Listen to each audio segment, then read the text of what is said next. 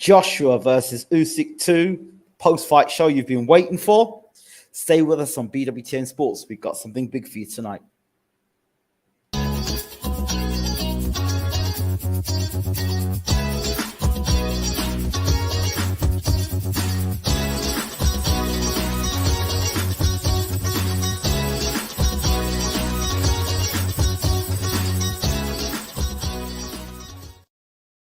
So, good morning, good afternoon, good evening, and welcome to BWTM Sports. I'm joined again with Coach Andy GILL. Coach Andy, how are we doing? I'm good, Ingram. I'm good, really good. Thank you for the invite yet again. No worries, no worries. I'm surprised you're not sick of me yet. Not yet. So, how are you and how are things? Everything's good. Everything's good. We've obviously soaked in the excitement with Jamie and the southern area. I got Lewis, Brandon, and Patrick all going out on the 10th of September at the York Hall. So we're just getting them all ready for that at the moment. Fantastic. And got to get them on. Like I said, we've got to get them on the show and get talking to them and hear where they're at. Definitely. Let's get them on the show. So. At some point, we'll get Uncle James Bashir onto the show as well. But we'll get started from the UK perspective. Usyk versus Joshua 2. Let's talk about it from where you left off the last time we spoke to you last week. Your thoughts going into the rematch, and let's take it from the point of Joshua appointing the new trainer, Robert Garcia, and your thoughts, and then going into the fight, and then by that time we can go into the post-fight.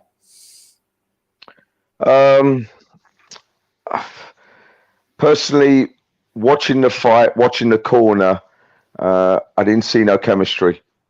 I didn't see nothing positive. I will say AJ did come out. He was a little bit more calculated. But basically the game plan was very similar. For me, and it's all right talking about it after the event, but for me, if I was coaching AJ, I would have stripped him down a little bit more. I would have stuck probably a bit more cardio, and I would have got him to go out and absolutely pressured non-stop. And I think people go wrong where they think you have to continuously throw punches to put your opponent under pressure. You don't. You can use footwork. But you have to be super fit to do it. And he had enough time to prep. He had 11 months.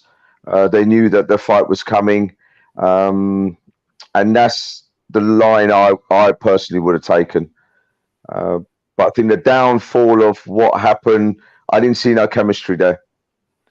I didn't see no chemistry in the corner. You know, all right, Robert McCracken, you know, for whatever reason, they've divided ways. But Robert McCracken, there was some form of continuity there. There was some sort of, you know, you could see there was chemistry between them. So when you talk about chemistry, for those people that are just joining and listening to you now, what were you looking for in that corner? When you say chemistry, what were the signs of good chemistry? For me, it was good chemistry is about, you know, when someone talks to a fighter and you know there's that connection there. You know, it's the words they use, the way they come across, and I didn't get that. You know, they were telling him he was winning every round. You know, he wasn't winning every round. Obviously, you know, the scorecards told us that, but he wasn't winning every round. And it was, you know, there was no game plan. I didn't hear there was no constructive plan. You know, I didn't hear them say, you know, walk him down, you know, use the jab, try and break the distance when you get him near the ropes. You know, when you do, then try and go to the body. Because when he went to the body, he was pretty effective. You know, he when he got them shots off, and he needed to do more of that. You know, you're not going to take someone's gas tank out by doing a couple of body shots. You got to do it every round, every single round. And you got to put in, you know, don't know, the minimum of 10 shots, maximum of whatever you can get in.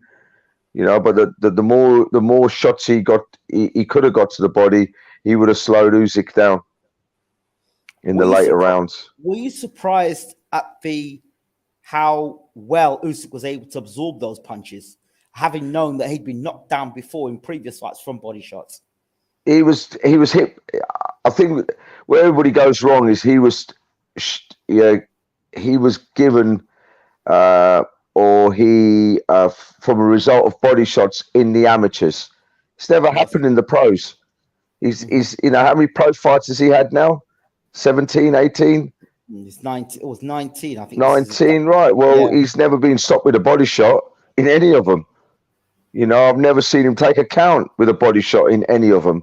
So this is something that happened, you know, in the amateurs. And I don't think it was as a big a deal as they were trying to make it out to be. And if you slow the fight down and watch what Usyk done with his elbows, nearly I'd say 80%, 85% of the shots were taken on his forearms, his elbows, his biceps, his gloves.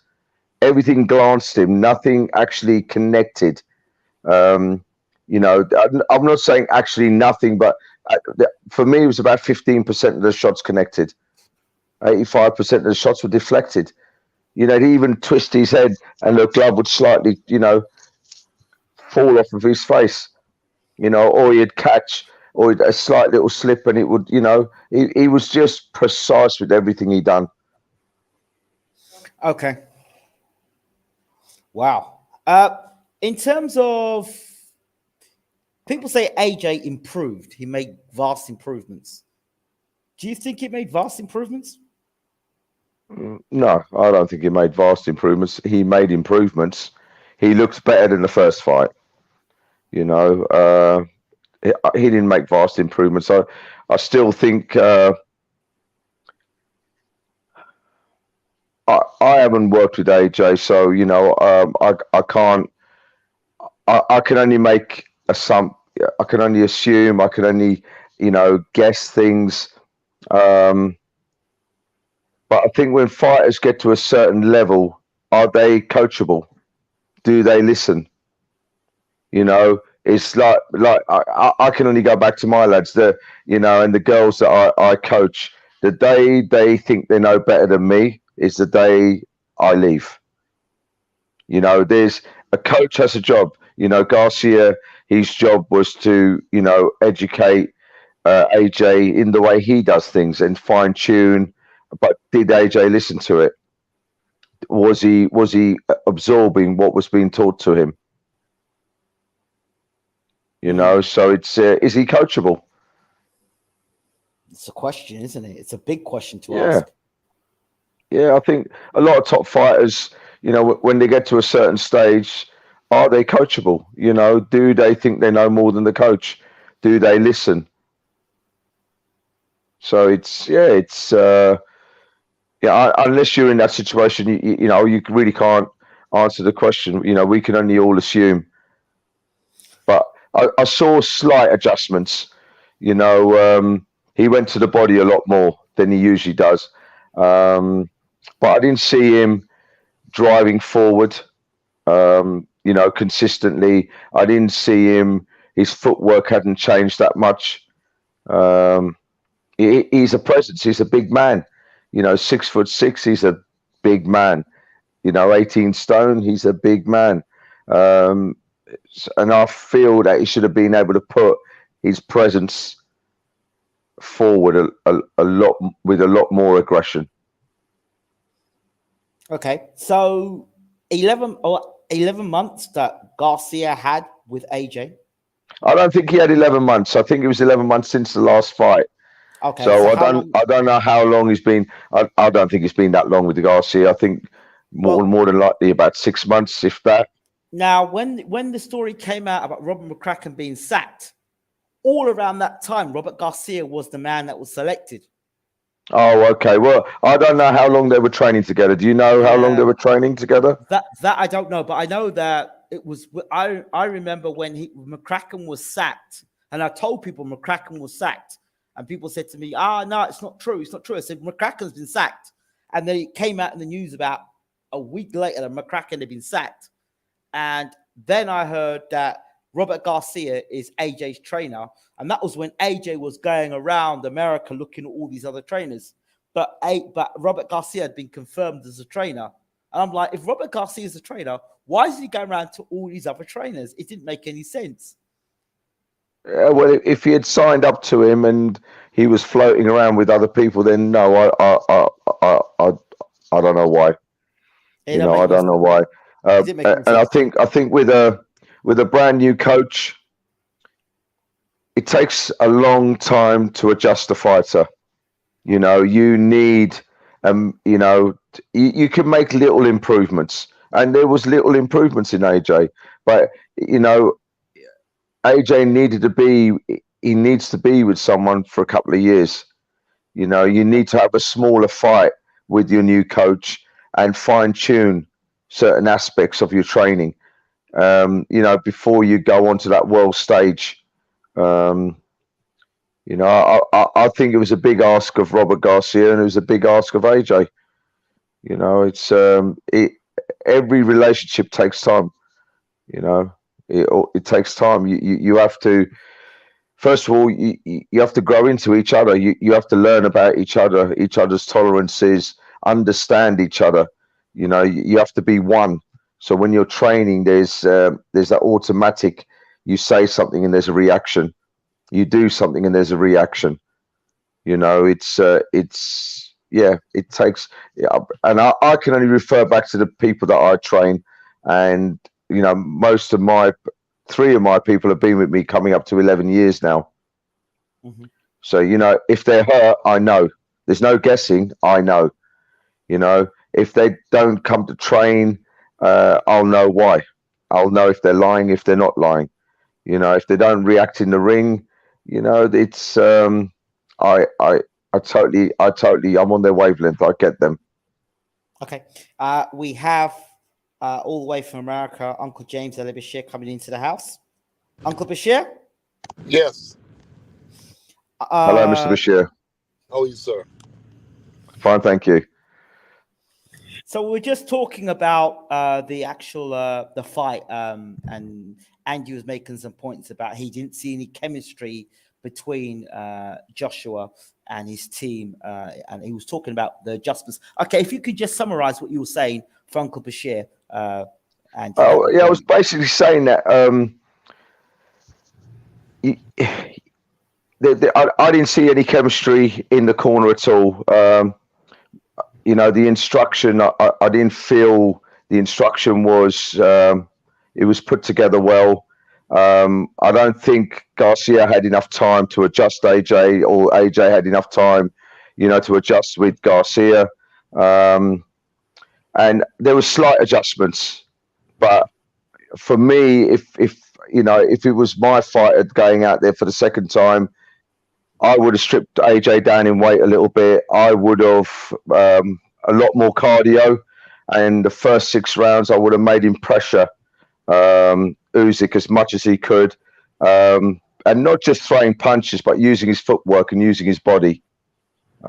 That's basically what as far as I've got. I think that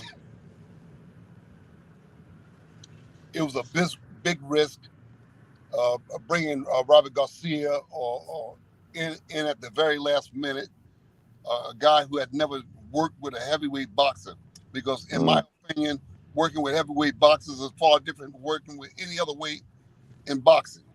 I don't think that it was the time. I just think that it was a risky proposition to bring Robert Garcia in at to train him for that kind of fight, the most important fight of his career, period.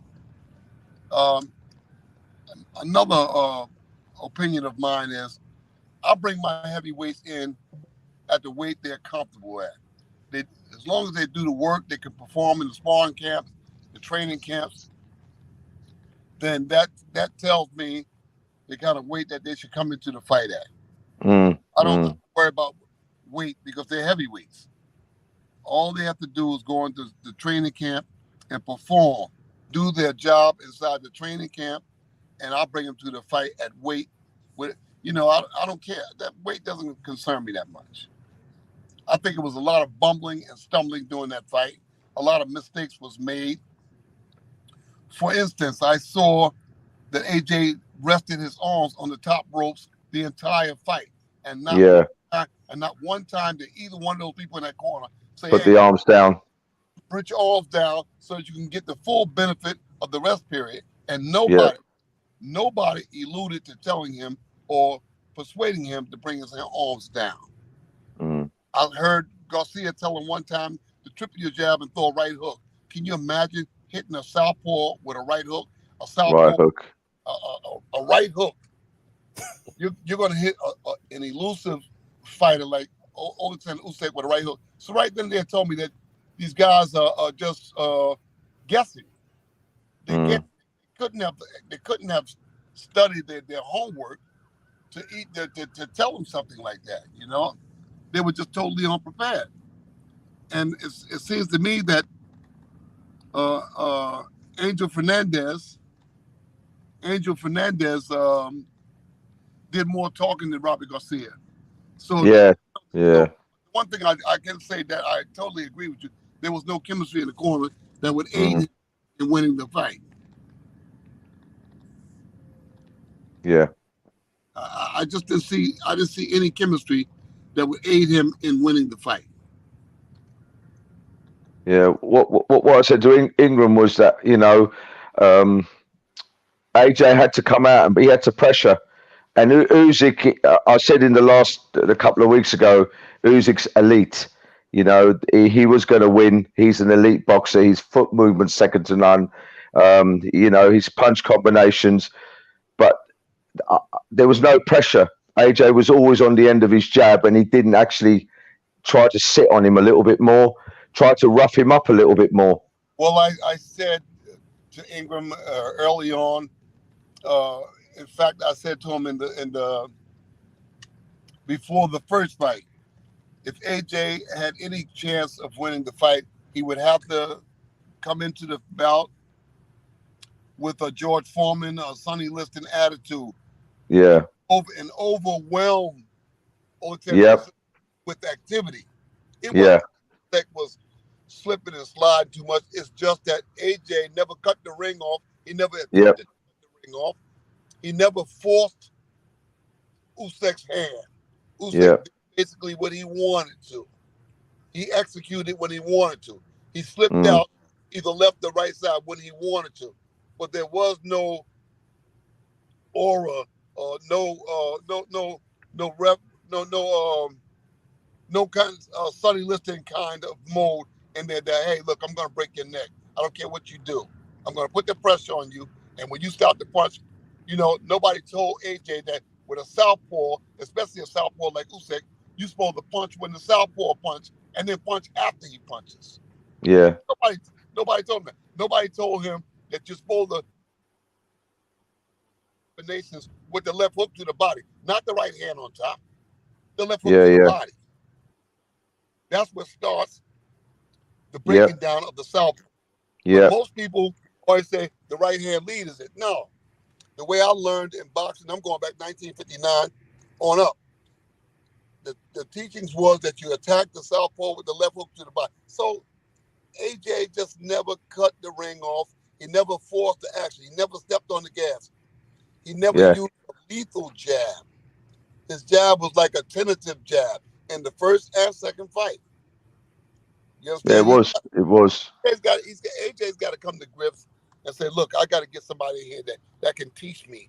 I got to get a person in here that's going to put their foot on the ground and say, look, this is what you have to do to win the fight. Mm. Those guys were like basically catering to him, being soft with him. You got to tell the man what it is and how it is and what must be done to win the fight. And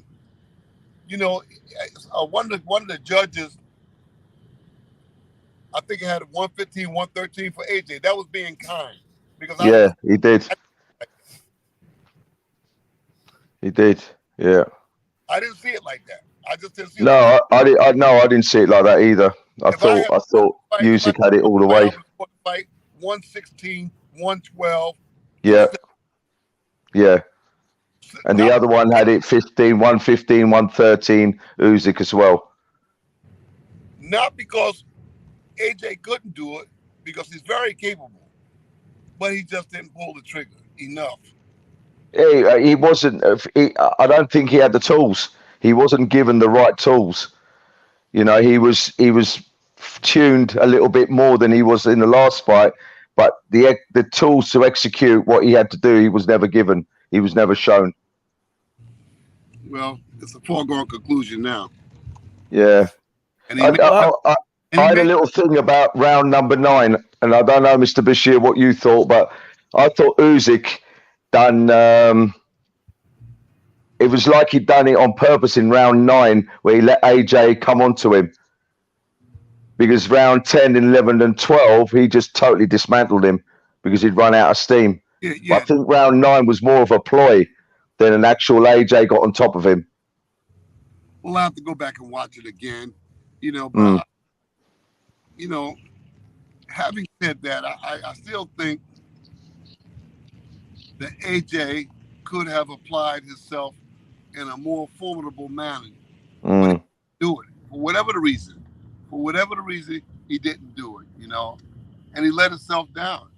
You know, but that corner had a lot to do with him letting himself down. Yeah. It was a foolish thing to do, and if he continues on with it, I can tell you that he's not going to go anywhere, because by the time they adjust to AJ, his career will be over. Yep. Definitely. What do you both think of? There are people who made comments about how the corner thought that AJ was telling AJ who was winning the fight. What are your thoughts on this? Isn't the corner meant to give advice, the right advice to their fighter to know the truth about what's going on? That's what I was saying about the chemistry. It's, you know, I personally wouldn't lie to my fighter. I wouldn't keep telling him that he's winning every round. I would have to G him up. And, you know, if you've got the right chemistry, you know when to push the button. And I feel they were just yes men. They were just, you know, it was pleasing to the ear. You're winning. You're winning. You're winning. You're winning. It's easy, isn't it? Well, but there's no benefit to AJ. I worked a lot of championship corners, and I never tell my guy that you're winning. You know, I tell him that you're doing okay, but you could do better. Better, yeah. You're doing okay. You're coming along. But you can do better. But I never get to a comfortable place where I tell him you're winning. Yeah. I don't like doing that. It gives a boxer a false sense of security. And they'll take their foot off the gas pedal and they'll blow the fight. Yeah. Yeah. I heard things like you're winning every round. You've won every round so far. You know, I heard things like that being said, and it was for me. It was, you can't point blankly go. You're losing. It's like Mr. Bashir said. You know, there's words of encouragement there, but you still want more out of the fighter. You're not going to get him just to stop, trying. Yes, that's your opportunity. You know, your opportunity is during the fight, not after the fight. You know, you punch. For those people in the listening audience, the key to boxing the southpaw, especially a very slick, quick southpaw like Alexander Usyk, is to punch when he punches and then punch after he punches. After he punches, yep. But AJ was throwing one punch here, one punch there, and then he would look at his work. Yeah. You know? He would look at his work instead of trying to build on his work. He was trying to counter the counter puncher. Well, I saw one time that he threw a couple of combinations, what he should have been doing throughout the fight. Yep. 4 or 5 punch combination. He should have been doing that without the fight. And look, this is something that he would have to have done in the training camps. You know, you can't train anybody in the locker room. No. That's not the way to do it. You know, I see people all the time in the locker room telling the guys, look, don't forget to do this. Don't forget to do that. This is what you need to do. No. You don't train a boxer in the locker room. You train them in the training No. camp. In the locker room, in the gym, in the wrap camp. them up. Yeah, You wrap them up, you warm them up, and you let them go. you get them out. That's it. Talking and stuff is over. You know, the talking. CBR1 says Floyd told Tank, "You're losing," 2 fights ago. So Tank was in a fight, he was losing a fight, and Floyd just said to him, "Look," and he was ringside in the audience. Yeah, he wasn't in the corner. Floyd wasn't the corner, man. But Exactly. how many people at ringside shout, "You're losing"? There you go. Yeah. Ringside's different. When you're in a corner, then that's that's a professional job. You know, I can understand someone who's working in the training camp with a trainer, you know, throughout the training camp. I can understand a second showing some emotion during the fight and maybe blurt out a line or two. You know, throw a hook or double your right hand or come back with the hook behind the right hand. You know, I can understand that. But once those people are told by the trainer to calm down and let me do the training, then I expect for it to stop. You can't have 2 and 3 people trying to fill a boxer's head with different innuendos, if you will. Yes. Yep. There's only one captain to the ship. I'm saying throw the right hand, come back with the uppercut. No. There's one voice to be heard in the corner, and that's the chief trainer. It should be between the chief trainer and the boxer. Yeah. I've done this on numerous occasions doing my interviews with Ingram, and the conversation should be between the boxer and the principal. All those other voices shouldn't be heard. You know, no, in that corner you had two or three voices, two voices.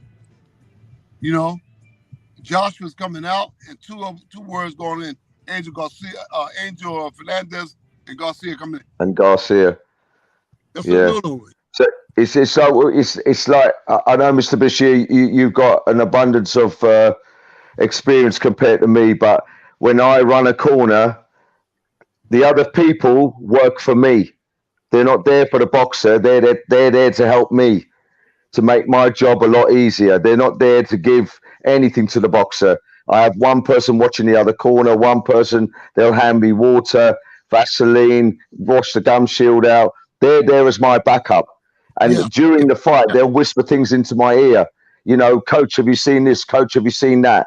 And then, you know, if I've missed it, I've got that bit of information then on top of what I've got. Then I get into the ring and I talk. They don't do the talking.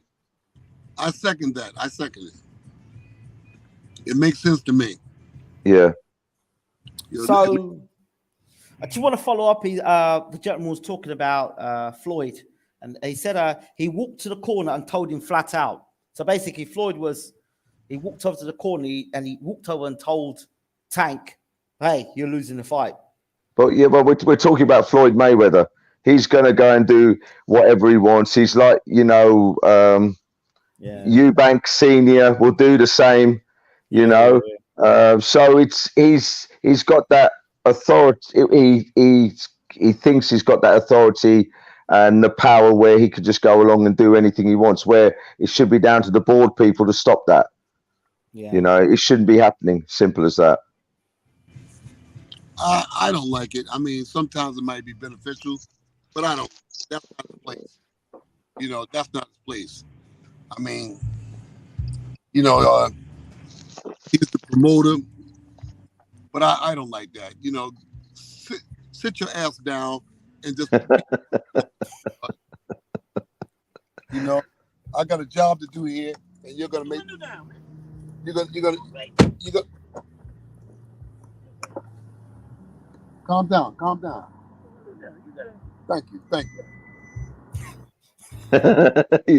Yes, Mr. Bashir. God getting hyped up about nothing, man.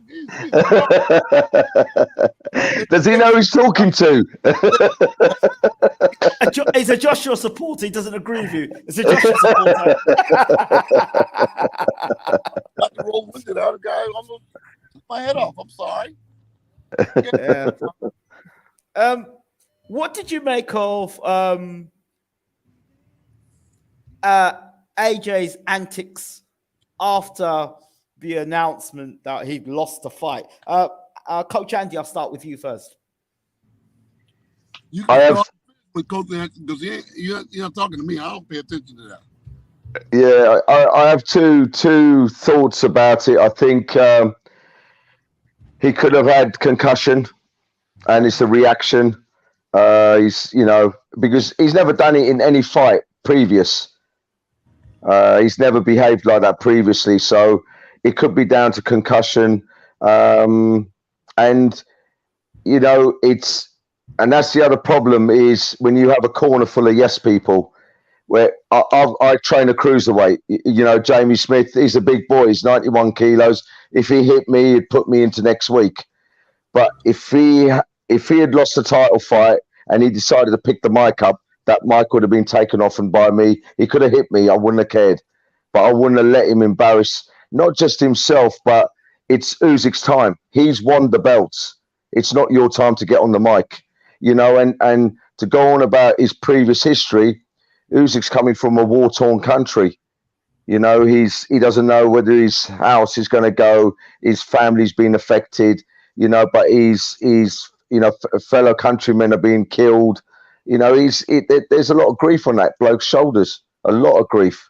And and that's why I say I think he was concussed, and I don't think he quite knew what he was doing. And throwing the belts out, he did say he was going to dash the belts away. He literally dashed the belts away. Look, I don't agree with anything that happened. For me, it's, as a coach, whether my fighter loses or wins, I always go and shake the other coach's hand. I always go and show respect to the fighter, and I'll show respect to any of his fans. I'm not there to rub salt in the wounds. I'm not there to gloat about it. They're gladiators. They're trained. They're gentlemen. They fight, shake hands. We all love each other afterwards, and that's the way it should be. Uncle, he's gone.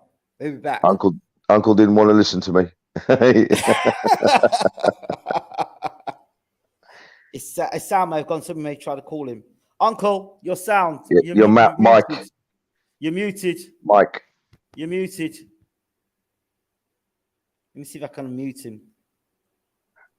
You can see the mute button. Yeah, I'll see if I can unmute him. It might be him who's unmuted. Yeah, he's probably is. No, he's gone. It'll be. Yeah. Hopefully he'll ring back. He'll ring back. He's probably a telephone call he had. He'll come back. So yeah, Joshua's antics afterwards, and first storming out of the ring, and after storming out of the ring, then came back in the ring. And none of his team stopped him. None of his team kind of cautioned him or anything. Yeah. It's just, like I said, I can only tell you what I would do with my boxers. The biggest boy I've got is Jamie.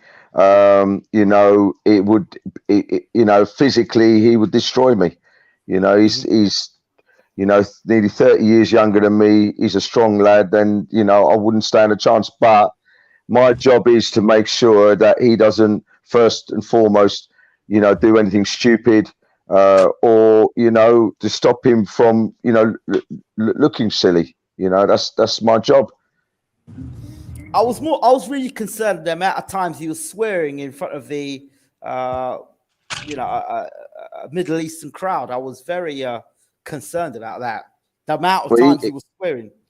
Yeah, it was, and that's what I'm saying. It was he concussed, because he broke down in the interview. And was it concussion? Was it, we're not going to know, are we? I don't condone his behavior at all, but, That was supposedly been the position of the people around him. Yeah, without a doubt. that are acting like wallflowers. That's when the people around him should have stepped in and said, no, now's not a good time. Let's go back to the hotel room and relax and regroup, and then come out and do your interview later. Or put them to the locker room and just say, hey, we'll go to the press conference once you've regrouped. But you can't just go off and start doing things and acting, because just like you said, he could be concussed. He's exhausted. He's emotional. So, I've seen boxers do and say things directly after a fight, and then 2 hours later they regret it. So you got to have around you that you're going to respect enough to say, I got to listen to these people because they're acting for my best interest. Yeah. Let's talk about Alexander Usyk's performance. Talked a lot about Joshua. Let's talk about Usyk's performance. I'll let Mr. Bashir go, because Mr. Bashir's had these hands there, hasn't he? He knows him inside out. He's an honest laborer. He's a blue-collar worker. He's an honest laborer. He's a blue-collar worker, and you could depend on him to show up each time to do his job. Nothing fancy. No flair added on to the situation. You could just depend on him to be a blue-collar worker and to give his best when he goes out there. Did he make any adjustments in this rematch, or was it the same old Usyk for you? Nah, I saw basic Usyk. I mean, that's Alexander Usyk. What you saw out there, what you see is what you get. That's Usyk. Every single time, that's Usyk. You don't see him. Okay. I slowed the fight down through some rounds. Defensively, he's one smart cookie. There was, some shots looked like they were hitting him in the body and they were deflecting off the elbows. He uses his forearms really well to block shots, but his jab, he's constantly throwing it out. It's, even if he's just smothering with it, but his jab hand is constantly working, constantly fooling you. And I didn't like the way AJ was prepared, or seemingly he was prepared. I was jabbing one time, he threw a hook one time, and he's standing 10 seconds after and just look at his work. Yeah. He never tried to build on anything that he initiated. If he came out with a jab, he never tried to build on it. If he landed a body, he never tried to build it. A couple of times I saw him throw 4 or 5 punch combinations, which he should have been doing throughout the fight. But for the most part, he would throw one punch and he'd stand there and he'd look at it. And then he would not sustain that. He would do that and then he'd go to something different. But there was no effort towards continuing what he had initiated. And that hurt him. I think that hurt him. He didn't try to build on the things that he initiated. Yeah. Another a glimpse into what they must have been doing in the training camp. I just didn't see no consistency when AJ was out there. I didn't see nobody. I didn't see him be repetitious with the jab. I didn't see him hooking off the jab or going to the body consistently. I didn't see no consistency. I saw him doing random things, and then he'd go to something different, Yeah, there was no hard line game plan. There was no, right, AJ, you got to go out and do this in this round, you got to do this. And there was no training towards, like I said before, I would have, if I was training him, the camp would have been, he would have had to been super fit to put Usyk under pressure. Because, like I said before, not just throwing your hands with your legs, your feet, your body weight, you can put so much pressure onto somebody, without even throwing punches. But I didn't see any of that, and he didn't take nothing away from the first fight.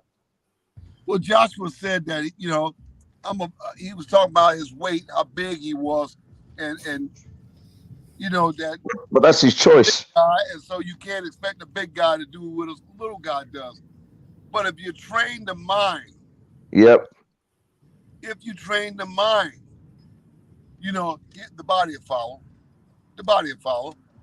If you're passionate about what you're doing, the body will follow. You know, the body will follow. What would you have done differently, Uncle? Lev Grahamson asked the question. What would you have done differently in training Usyk for the 2 fights with AJ? What would I have done differently? Yeah. First off, I would have told him, say, listen, you lost 1 fight to this guy. You don't want to lose a second fight to fight. We got to go out here and we've got to get on top of him with pressure. Make him make mistakes. You might make some mistakes while you're trying to make him make mistakes, but you can't stay back. You can't lay back. You've got to go out and you got to punch. You've got to execute. You got to execute with your punches. 1 minute. 10 minutes. I'm going up, man. Come on, man. 10 minutes. 10 minutes. Well, come on in. Come on in. All right. Go ahead, Uncle. Yeah, this guy. No, my. Yeah, just come up. Okay. Saladin, Abdul Ahmed. Okay. You know. I'll find you. You on the 3rd floor? When you write it down? No. I'll find it. 330D. W window. 330 W. That's Okay. the floor. So just come up. Make sure you cut the car off when you come up, man. All right. Hit that button. Okay. Because I'll leave the car on. Everybody in Europe know the car's on.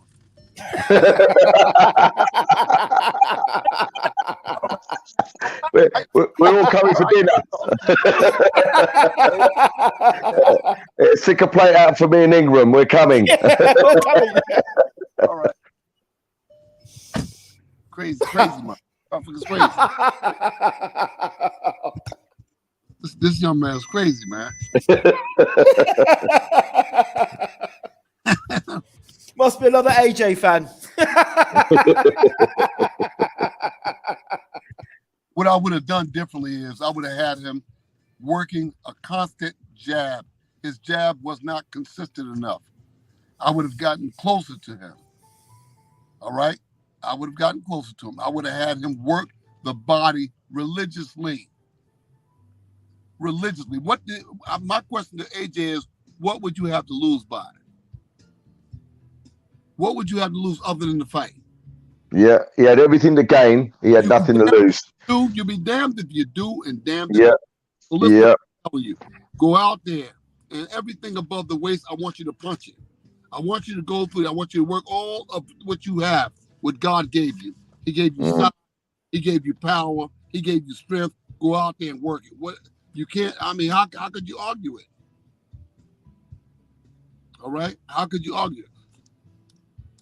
If you want to win the championship, you got to go out there and gamble. Otherwise, you're going to come back to the locker room a loser. Yep. Yeah, I mean, come on. You're out there posing, throwing 1 punch at a time. You know, the only way that you can make something out of what you're doing, you got to go out there and gamble. A la Sonny Liston, a la George Foreman. All right? George Foreman put pressure on Evander Holyfield. George Foreman put pressure on Michael Moore. He put pressure on him. All right? Even though he lost to Holyfield, even though he was losing to Michael Moore, he put the pressure. Wherever those guys were, George Foreman was close behind. And he was an old guy. And he was there and he was punching. He was executing punches. He was coming forward and he was executing punches all of the time. AJ wasn't doing that. AJ wasn't doing that, dude. You have to put that pressure. Yeah. All right? You got to put the pressure on. Like I said, a couple of times I saw him throw 3-4 punch combinations. He should have been doing that throughout the fight. Look, you got. How long was AJ? Does anybody know how long he was working with Garcia? How long was that relationship before the fight? 5-6 weeks. Who knows? 5-6 weeks, 7 weeks. Is that it? Oh, well, he's not going to change much in that time, is he? Well, Uncle, Garcia was confirmed as trainer before he met you in camp. Well, a lot of good it did. You know. Hey, remember, they know what they're doing. They know what they're doing. Yeah, well, you know, like I said, everybody is touting themselves or promoting themselves as trainer. The proof is in the tasting of the pudding, as my mother would say. Mm. The proof is in the tasting of the pudding. You know, the first fight, you know, he had a terrible strategy in the corner because the corner strategy, and then the second fight, he had terrible strategy in the corner. This has come out in the press now. Now they're saying is that AJ was he's been backslapped and so much that all these years that he was better than he actually was, and so therefore when he actually met somebody who's elite, he can't handle the fact that he's not as good as he thought he was, because nobody told him that he was not that good. I described as Usyk. Usyk is elite. He's an elite fighter. You know, I take my hat off to AJ. He's been in boxing a very short amount of time. Can't use that as an excuse, but he has earned a lot of money. He's done very well out of it. As a boxer, he's not up there with the top people. In my eyes, he's not at Usyk's level. Now, let me throw this to you. He's not at Usyk's level, but if he had an elite trainer in his corner from the start of his career, him and Deontay Wilder, if they both had world-class trainers, heavyweight trainers in their corner. If they had Mr. Bashir, they both would have done a lot better. Interesting. Yeah, Interesting. I think they would have done a lot better, but I won't blow my own horn saying that they would have been so much better, but they would have did a lot better than where they were. All right? Mm-hmm. Skill factor. There's so much more armory that Josh could have. There's so many more tools that there's a whole heap of stuff he could have had. I pour myself into the fighters. I pour myself into them. Me too. You know, I pour myself in. And if they don't do something wrong, I'm going to tell them you're doing it wrong. Back to the drawing board, we got to try again and again and again and again. Get this right. It's so important that you get this right before we go to the dance. I've just so Ingram understands. I've got a young lad at the moment, just turned pro. He's won his first fight. Doesn't like throwing jabs. All right. Now he's fighting the 10th of September. We've been in a 12-week camp. The first 6 weeks of camp, what do you think I've done? Defenses, jabs, and foot movement. I didn't focus on anything else. Now, and I'm making him throw every 3 minutes like 150, 200 jabs, and that's all we do. And then after 4 to 5 to 6 weeks, I started adding little bits and pieces in.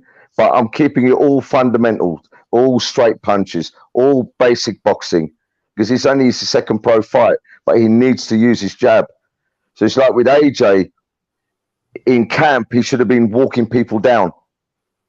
He should have been taught how to do that. He should have been taught how to fight more on the inside. He should have been taught how to break everything down with his jab. Taught to take the backhand. He should have led with the backhand a lot more. But what about the quality sparring? Did he have quality sparring? Did he have the quality in that camp? If you look at Usyk's training camp and the guys he had in that camp, he had quality sparring partners there. Quality sparring partners. Yeah, AJ, I don't know, you know, he had British, it was all, I think, UK people. He didn't have anybody else, did he? The guys, some of the guys were some were amateurs, some were pros, but you know, starting their careers. And well, one of the lads he'd sparred was the lad that Jamie used for his fight. Of AJ or any fighter for that fact. when I worked with Lennox Lewis and when I worked with Vladimir Klitschko, Emmanuel would leave that to myself and others in the camp to bring in the sparring partners. They would let me or others go out and chose the sparring partners to bring in the good suited sparring partners for those champions. You know, that would be our job, to find the sparring partners and bring them in from all over the world. So you have to bring in people who are suited for purpose. No, we didn't bring in guys that were going to take a beating. We brought in guys that were going to give a beating. And Yeah. if the champions wasn't ready, then they would get their behinds whooped. Mm. We want guys that was going to stand up, guys that was going to challenge them, guys that was going to try to get lucky, guys that was going to try to put them down. Yeah, you can. Sometimes those challenges are necessary. They are. Get ready for a Definitely. big fight. You know, you got to bring in guys that's qualified, that's going to put that pressure on them to win. My phone at me. Yeah. When he's still there. AJ's fans back. He doesn't like what you're saying about AJ, Uncle. It's quite clear. Where was it?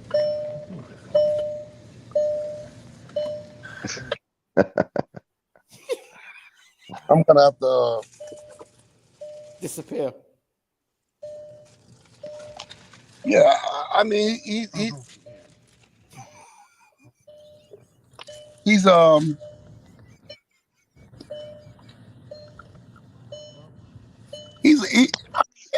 AJ is a good fighter. He's got to have somebody that he can trust, somebody that he's going to believe in. Because obviously he doesn't believe in the people that's in his corner. If he did, there wouldn't be no back and forth. You know, there would be no kind of extra curriculum, you know, to make the fight happen, to make the logistics happen inside the fight.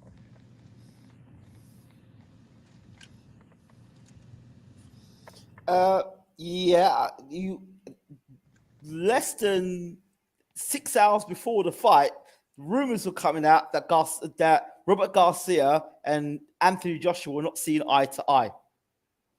Can you believe it? Well, wasn't there an interview saying that he didn't Robert Garcia allegedly say that AJ wasn't confident, that he didn't have no confidence about him? Yeah.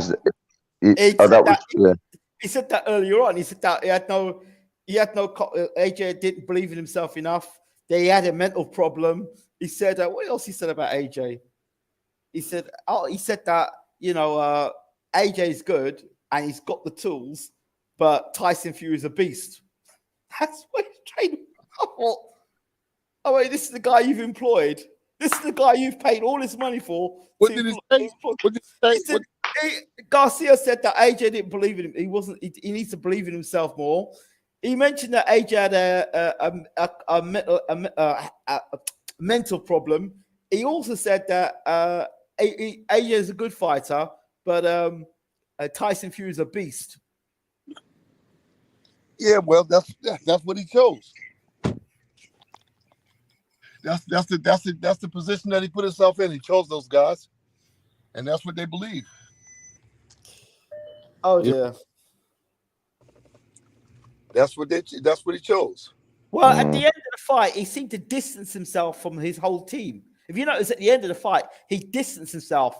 He went out the ring, even when they were coming to me, distanced himself. I think wasn't close to them all. He went across to the other team, Usyk's team, went over to them, went out the ring, came back in, and he kept distance from his team for the whole of it.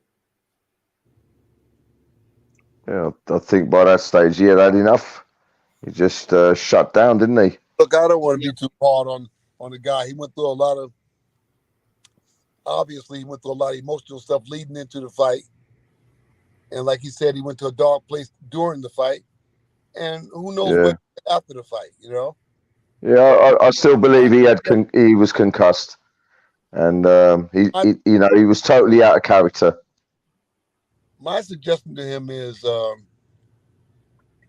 come and work with me and Mr. Bashir. My suggestion to him is even if you don't choose me, choose yourself a teacher that understands the logistics of training a heavyweight, a dinosaur, if you will. Yeah. That's all I'm saying to you. That's all I'm saying to you. Everybody can't be a trainer to everybody. No. You got to be with someone that you believe in. You have to believe in that person, and you have to. You know, I was saying to Ingram earlier on, a lot of the top end fighters probably think they can coach themselves, and they have to let you've got a coach there for a reason. The coach is there to teach you, to guide you, regardless of what level you think you're at.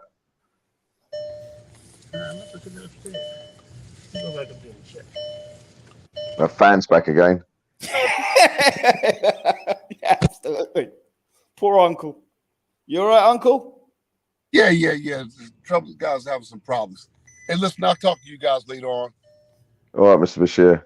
Good to see you. You know, like I said,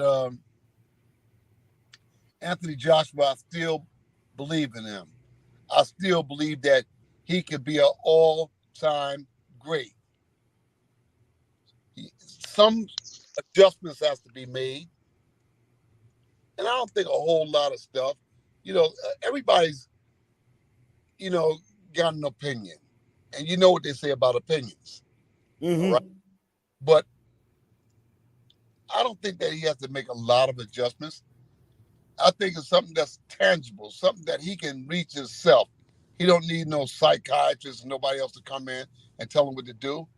He's an educated young man, a very intelligent young man. He knows what he needs and what he does not need. But I think that him getting that fight past himself, he put a lot of pressure on him to win. He put a lot of pressure on himself to win the fight, and he didn't win the fight. But I think from here on, he's going to be a better fighter. But he's got to get some people in there that are real teachers. Yeah. That he has now is not teachers. Yeah. Not teachers. And I'm not saying that they're disrespectfully. I'm not saying that they're in a manner where I'm just disregarding all the things that the guys have tried to achieve in boxing.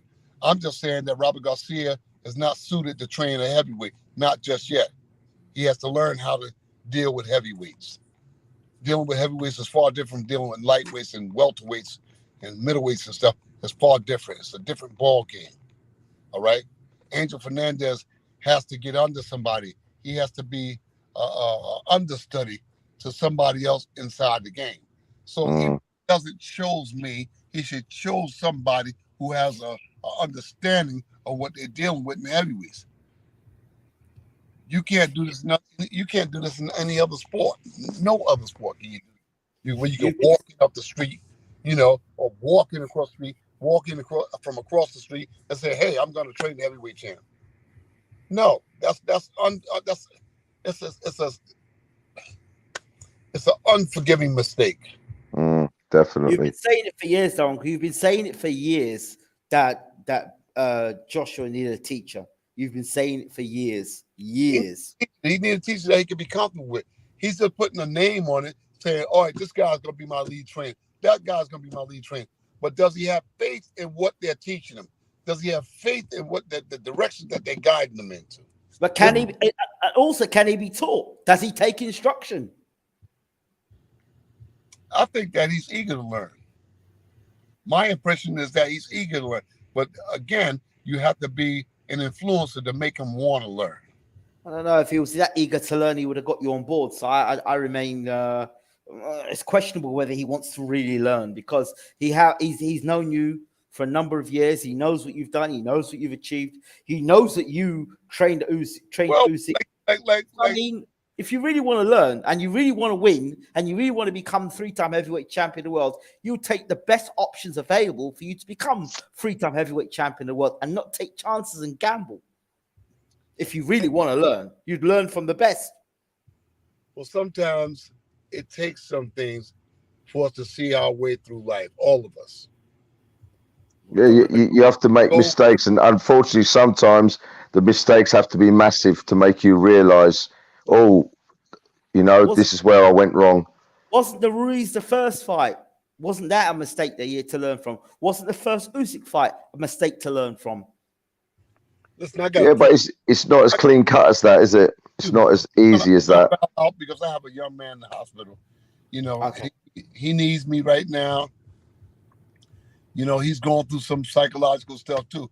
So I got to go in here and sit down with him and communicate with him to get him back on his feet. You know. Okay. Love you guys. I'll catch you guys later on. Thank you, Mr. Bashir. Pleasure as always. You and I will talk later on. And, absolutely. To Anthony Joshua, you know, hey, you got some soul searching to do, brother. You got some soul searching to do. Yeah. It's not that deep. It's not that bad. You can get back. Yeah, definitely. Go on to become an all-time great in boxing. I don't know if you'll ever get Alexander Usyk back in the ring again. I don't know. It's not impossible, but it's a long distance opportunity. You know, I don't know if that you'll ever get that opportunity again. You know, you had him twice, and you lost to him twice, and very, very quickly before you go, Uncle, Fury Usyk, your thoughts? I'd say 70-30 Fury. Okay. Because Fury is going to capitalize off of his height, his weight, his boxing ability. He's going to utilize the things that AJ didn't use. Fury definitely. is going to utilize those things. He's going to lay on him. He's going to maul him. He's going to brawl him. He's going to jab him. You know. Fury. So I'd say Fury 70-30. Okay. But I won't close the door completely on AJ. I got a theory about that. I think that AJ takes Fury, win, lose, or draw. He walks away from boxing after that. Okay. All right, because they're gonna pay him a massive. They're gonna pay him a massive purse. And I think that Usyk walks away after that. Okay. So I think that Fury will be Usyk's win song. Okay. Yeah, I definitely agree with that. Especially if he gets that 500 million that he's after. Yeah. Usyk is going to walk away after that. He doesn't have any. I mean, what's the sense after that? They're going to pay him $100 million for the Fury fight. Why would he want to fight again? Yeah, well, he's got no need to at all. That he already has. So why would he fight again? That's why I say I don't think that AJ will get that opportunity again. And if he does, he can count himself very fortunate. But if I trade AJ, nobody talks in my corner. Nobody but me and the principal. I don't do that. Emmanuel Stewart didn't do it, and I don't do it. I talk in the corner alone. Mr. Bashir, if you do get AJ, give me a shout. I'll come and be your hand up, man. I won't say nothing to you. Look, don't be surprised. Don't be surprised. You know, if I did that, you know. Yeah, give me a call. I'll be straight over. Obedience is what makes champions, man. Yeah. Everybody has a function in the camp. Everybody can't do the talking. Everybody can't do the teaching. No, definitely not. Obedience. Yeah. What makes an engine run smooth? You know, in this car that I'm in, you got a horn, window wipers, heater, and air conditioning. Everybody's doing their job. Don't nobody get out. That's it. Yep. Trying to tell the heater said, no, I want to run. And the heater said, no, I want to run. I know it's 100 degrees, but I want to be on. The air conditioner said, no, it's time for me to be on. It's never a problem because everybody has a job. Everybody has a job to do. Yeah. Everybody carries out their functions. That's it. As long as everybody knows what their function is, everything runs smoothly. I don't want to be around people that want to talk over me. I'm trying to tell a boxer one thing, then somebody else come and tell another thing. I don't want to be in a camp like that. Then either that person got to go or I got to go, but we cannot coexist. Yeah. And in most cases, these people that I'm contending with, these guys are 25, 30, 40 years old. I came in boxing when they was wearing Pampers, and now they want to come in and tell me what need to be done. I can't tolerate that. I can't tolerate it. I'll just move on. Well, I'm 56, Mr. Bashir, and I won't say nothing. I promise. But look, you're 3 years older than my oldest son. There, see, I'll treat you like my dad. When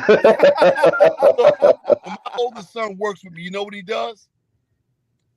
He doesn't say a word.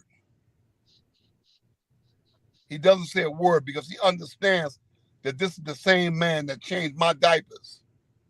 This is the same man that walked me in the park, that taught me how to walk, taught me how to ride a bike. You understand? So, and look, I work with a lot of guys. Tommy Parks, Sam Solomon, Lee Black, all of these guys, Eddie Aldiano, Carmen Graciano. I work with a lot of elder guys, Emmanuel Stewart, and I never said a word. I didn't say one word. All the years I worked, I didn't say one word. All I did was take in the knowledge that they was giving me. I humbly took that knowledge. The guys I'm working with now, they always got every other 10 seconds, they got something to say.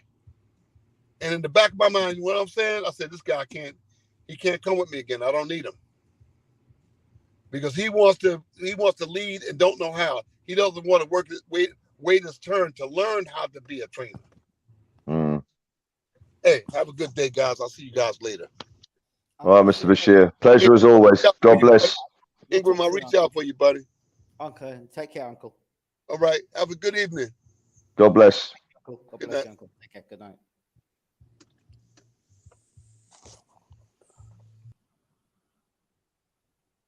Andy. Top man. Wow. Yeah, I like listening to him. Yeah, I've listened to him since I think 2013. I've been listening to Uncle Bashir. Now that's someone I'd love to go and shadow. Yeah, I'd love to shadow him. You see, you're reading my mind right now. I'd love to just. I had the pleasure of watching him in camp work with his fighter Vlad Serenko. Actually, I'll send you the video of that.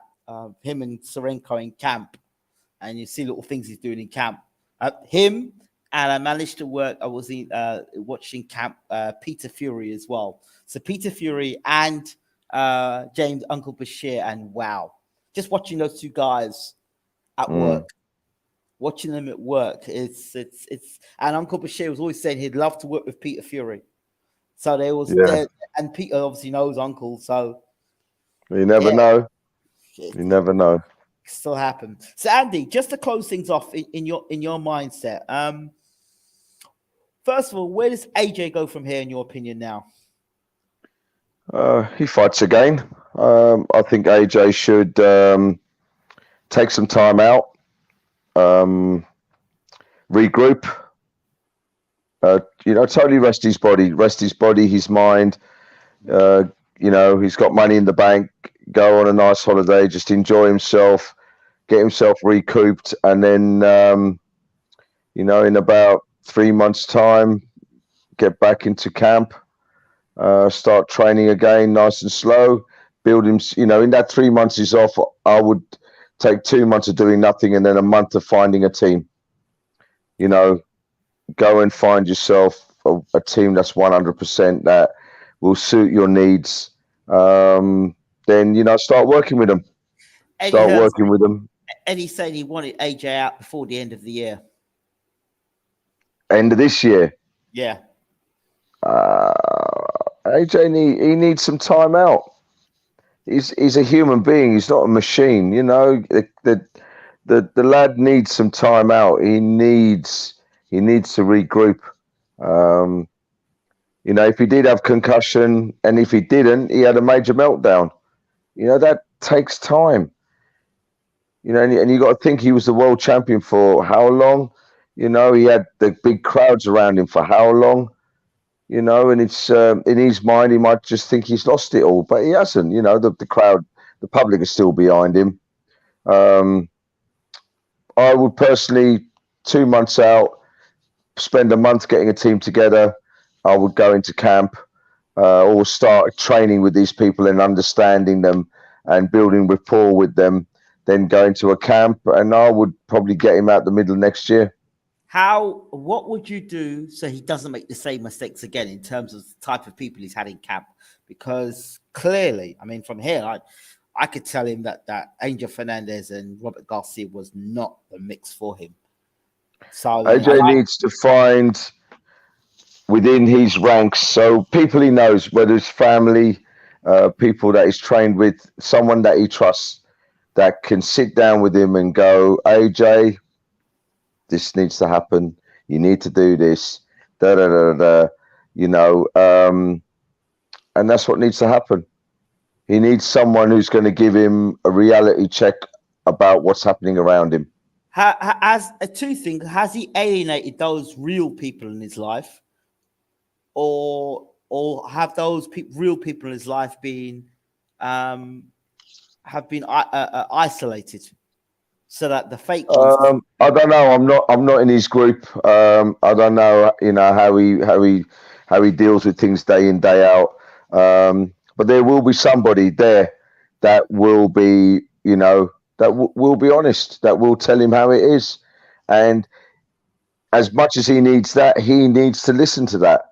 You know, he needs to take it on board. I've got a good friend of mine that I get him to shadow me. And then I get him, we go out to dinner, and then he critiques me and tells me, a gentleman called Fabrice. He's an absolute lovely, lovely gentleman. He's a sports psychologist to most of my boxers. But right. I get him to shadow me, we go out for dinner, and then he takes me apart. But I respect him enough to listen and adjust. Okay. It's good. It's very good. It's good to have that. I call that an accountability partner. Yeah, definitely. Definitely. I hear that. Usyk Fury, your thoughts on that fight?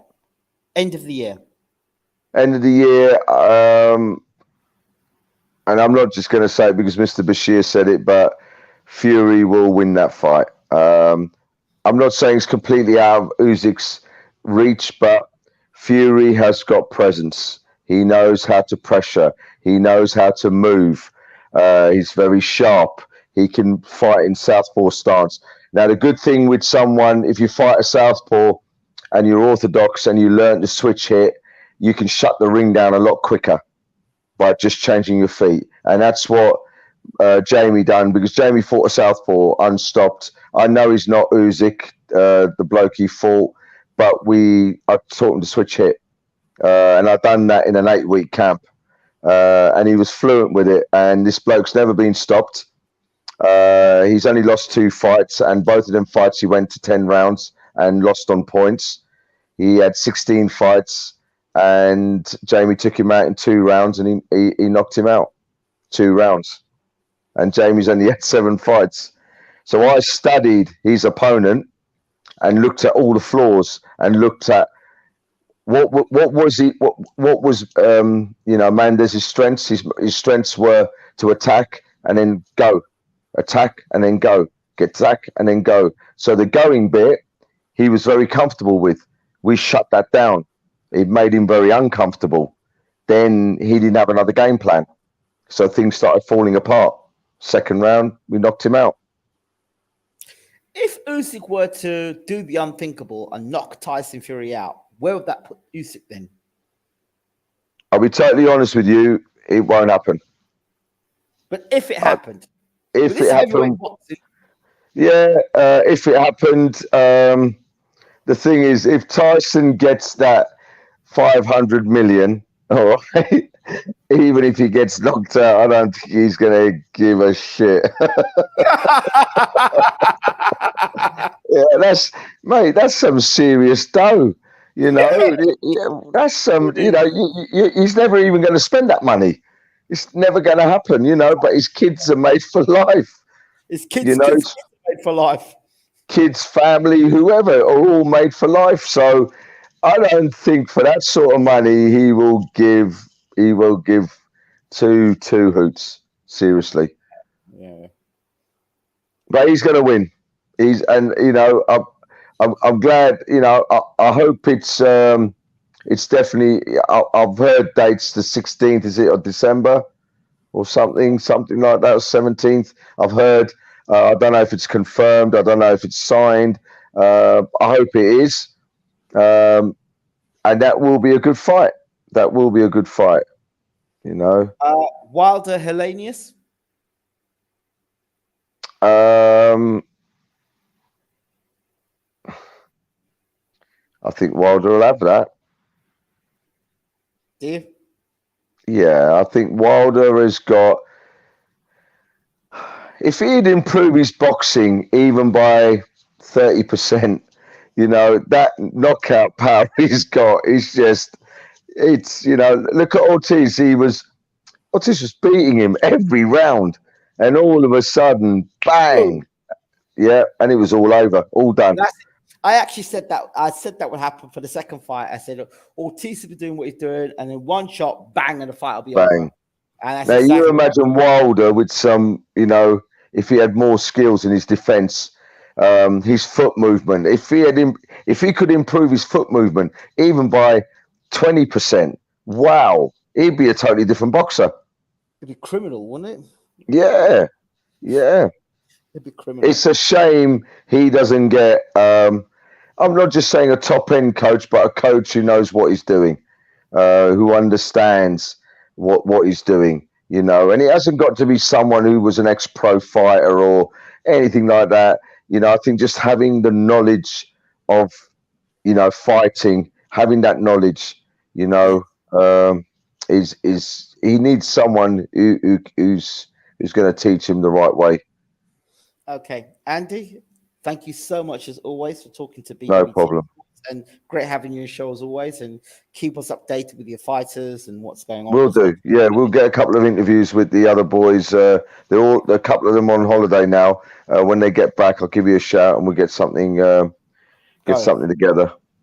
Again, Andy, thank you so much. Oh, do you have anything? My pleasure. Do you have anything to add before you go? No, just thank you for everybody who listens. You know, it's an honor that Ingram keeps calling me up and wanting me to talk. He's either got a very small group of friends or he likes me a lot. Or he values my knowledge. A very small group of friends, and I value you a lot. So it's those both of those things. Yeah. No, but just, you know, keep safe, everybody. That's all I can say. And keep supporting boxing. Keep looking after all these boys and girls who are out there. You know, ticket sales are massive. They need to survive. A lot of these grassroots boxers, they need supporters to stay in the game. So, you know, find a local boxer in them small hall fights and support them. Buy a ticket and go and support them. Absolutely. Andy, once again, thank you so much. No worries. And we'll see you soon. All right. God bless, my brother. Good night. All that's good. And good night to you as well. Take care.